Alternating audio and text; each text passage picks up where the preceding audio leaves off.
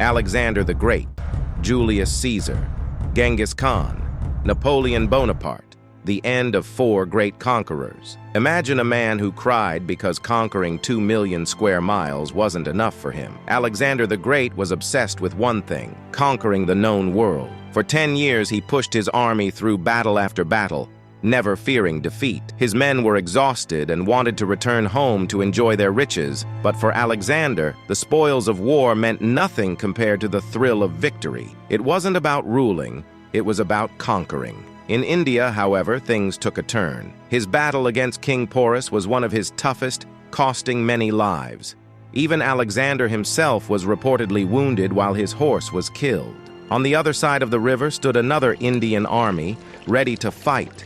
While Alexander's troops were worn out, they pleaded with their king to go home, to end the campaign. Reluctantly, Alexander agreed, and it marked the beginning of his downfall. After a night of heavy drinking, he fell ill and never recovered. His opportunistic generals gathered around him, asking who should inherit his vast empire. His answer? To the strongest. What followed was a bloody power struggle between his generals, lasting for almost 50 years. His empire, broken up into smaller kingdoms, was in shambles before it ever had a chance to become a legacy. But Alexander didn't care about empire building. It was always about Alexander. According to ancient Greek historians, his body did not decompose for 6 days, which they claimed proved his divine nature. Modern science suggests that Alexander may not have been dead at all, but in a deep coma, possibly hearing his generals plot against him before being buried alive. Then there was Gaius Julius Caesar,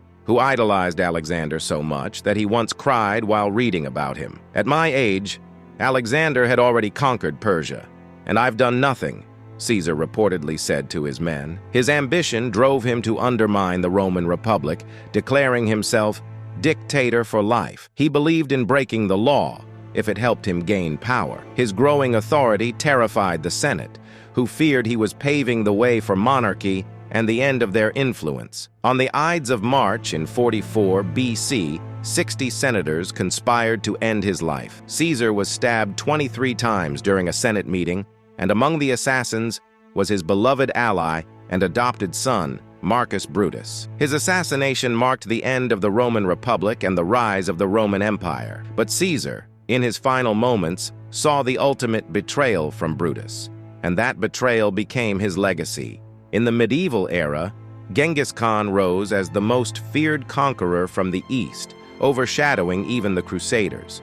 While Alexander conquered vast lands, Genghis Khan doubled that and sought to unite the world under one rule: his. He didn't see himself as a god, nor did he sugarcoat his brutality. He openly admitted his joy in scattering his enemies, reducing cities to ashes, and taking their women. The mystery surrounding his death is a reflection of the secrecy he maintained throughout his life. One account suggests he fell victim to the bubonic plague. Another says he was shot in battle. A more dramatic story claims he was killed by a princess he had taken as a concubine. Genghis Khan's death was shrouded in secrecy because it came at a crucial moment. His army was in the final stage of a long campaign to conquer the Western Jia dynasty. To prevent their morale from collapsing, his death was kept hidden. Legend says that even his funeral procession was lethal. Anyone who crossed their path was killed to ensure the news of his death wouldn't spread. Fast forward 5 centuries, and you have Napoleon Bonaparte, a military genius and self-proclaimed artist of war. The transition from swords and spears to artillery suited him well. Napoleon's tactical brilliance led him to victory after victory,